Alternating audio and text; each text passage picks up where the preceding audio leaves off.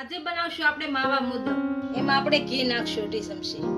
ઘી આપણું ગરમ થઈ ગયું છે, આની અંદર દૂધ નાખીશું.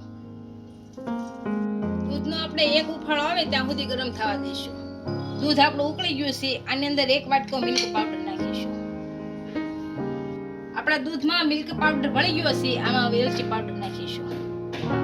થોડું કેસર વાળું દૂધ નાખીશું. ખાંડ નાખીશું. અને ભેળવી નાખીશું. સારું, આપણે આ દૂધને એકદમ હલાવ્યા કરશું એટલે એકદમ કઠણ અને ઘાટું ન થઈ જાય ત્યાં સુધી. આપણે સારી રીતનું કડક થઈ ગયું છે, અને ગેસ બંધ કરી અને નીચે ઉતારી એક વાસણમાં કાઢી લઈશું. આ મોદકનું મશીન લીધું છે.